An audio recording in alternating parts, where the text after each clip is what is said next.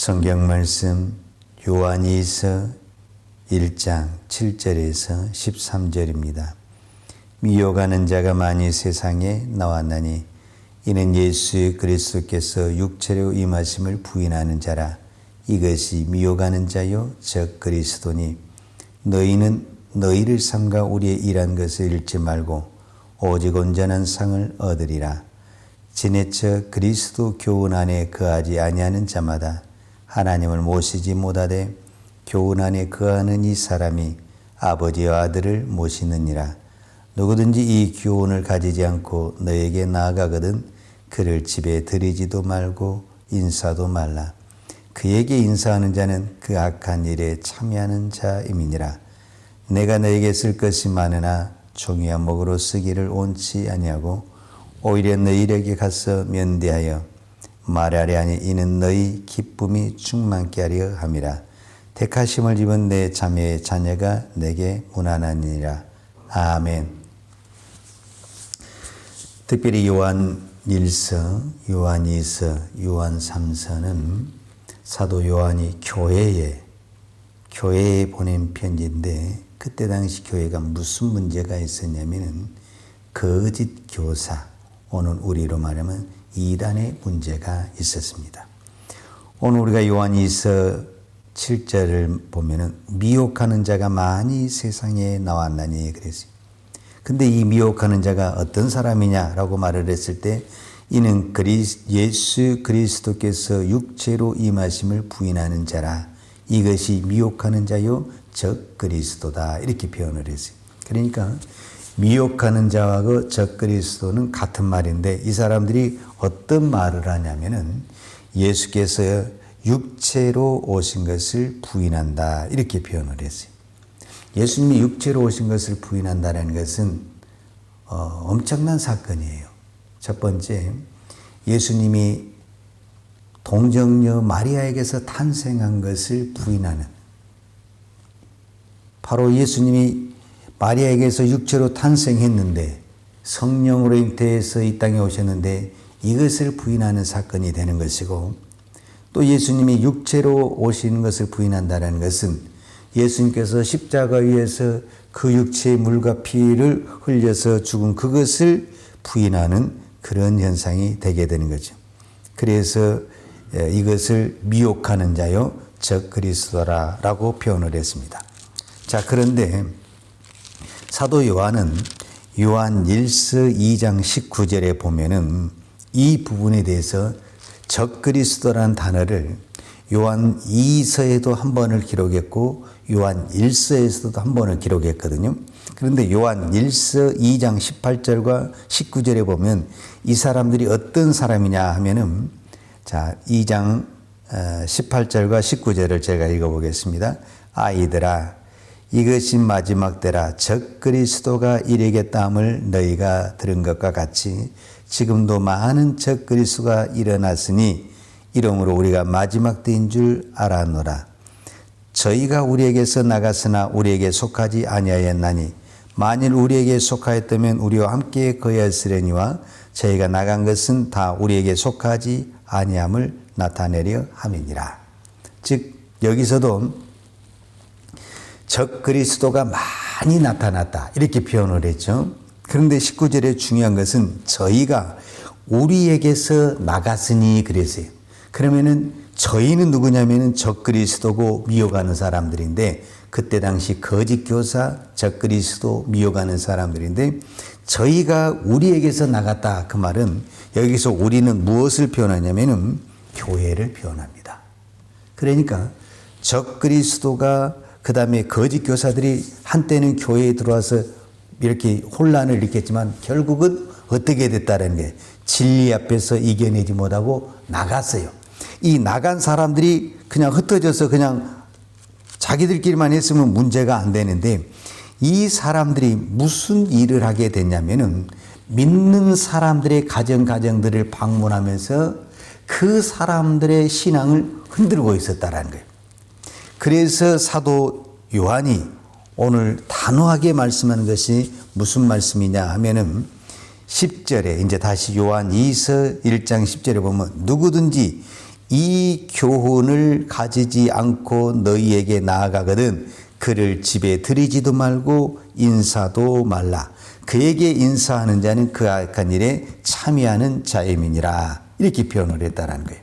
이게 이제 무슨 말이냐 하면은 우리가 이제 이거를 좀 배경적인 사실을 알아야 되는데 이게 어떤 얘기냐 하면 예수님과 예수님의 제자들이 어떤 부분에서는 순회 전도자라고 말할 수 있고 순회 선교사라고 말할 수 있어요.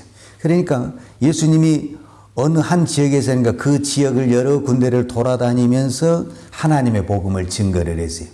그러면은 그 예수님과 예수님의 제자들이 어디에서 먹고 잠을 잤냐 그래요. 어디에서? 오늘 같으면은 무슨 호텔이 있다든지 식당이 있다든지 우리가 이렇게 생각할 수 있지만은 그때 당시는 그런 호텔이나 있던 식당의 문화가 발달되지 않았다라는 거예요.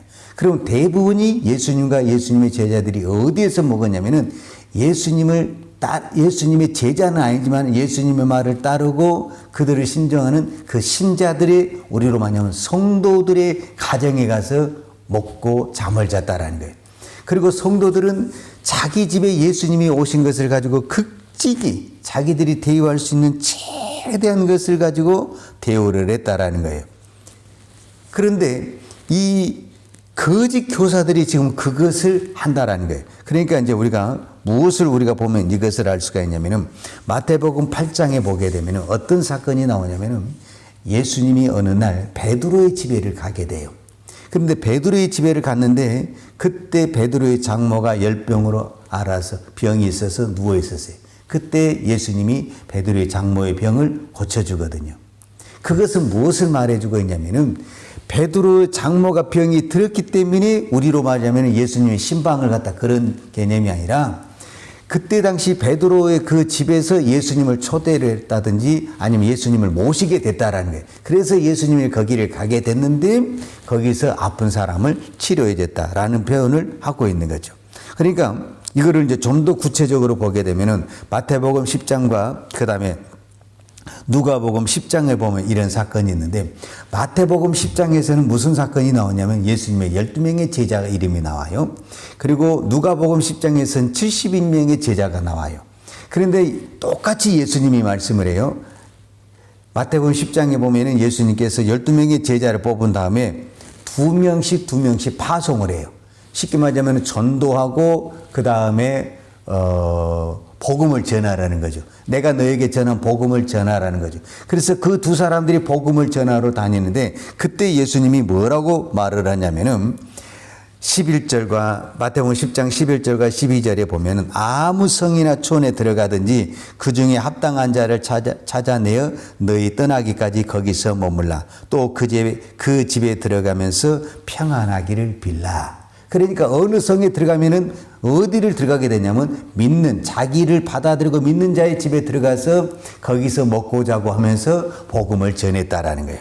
그러니까 똑같이 누가복음 10장에서도 보면은 70명 그 제자들을 보낼 때도 2명씩 보내면서 어디든지 너희를 영접하는 그곳에 가서 평안을 빌라. 만약에 너희를 거부하면은 너희 발에 있는 먼지를 떨어버리라면서 대부분의 제자들이 어디에서 먹고 자고 했냐면은 우리가 말하는 호텔이나 음식점에서 먹고 자고 하는 것이 아니라 성도의 가정, 신자의 가정에서 먹고 자고 하면서 그렇게 했다라는 거예요. 그런데 그 집에 가게 되면은 그때 당시 복음을 전하는 성도들은 최선을 다해서 정성껏 대접을 했다라는 거예요.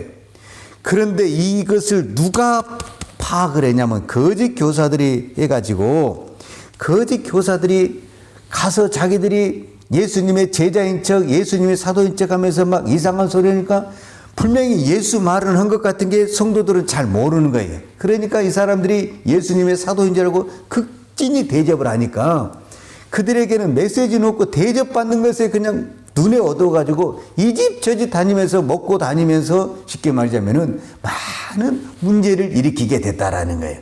그래서 사도 요한이 우리가 요한복음과 요한 1, 2, 3서와 계속 강조한 게 무엇입니까? 서로 사랑하라, 서로 사랑하라. 그렇게 사랑을 강조했던 그 사도 요한이 이 적그리스도와 미혹하는 영에 대해서는 단호하게 뭐라고 말하냐면 너희는 그들을 집에 들이지도 말고 인사하지도 말라. 그러니까 얼마나 사도 요한이 그 사랑의 사도가 이렇게 강하게 이야기를 했다라는 것은 이 사람들이야말로 예수 그리스도 육체로 오심을 부인한 사람이고 교회를 혼란시키는 사람이고 그 다음에 성도들의 신앙을 흔들고 있고 넘어지게 하는 아주 거짓되고 나쁜 사람이더라는 것을 말씀하고 있는 거죠. 근데 그런 사람들이 한두 명이 아니라 오늘 성경에 보면은 미혹하는 자가 많이 세상에 나왔나니 이렇게 표현을 하고 있어요. 그러니까 지금 이 시대에도 많은 이단이 있는데 이 이단의 첫 번째 원인을 어디에서 찾냐면 그들은 절대 진리가 세워진 교회에서 정상적인 신앙생활을 못합니다.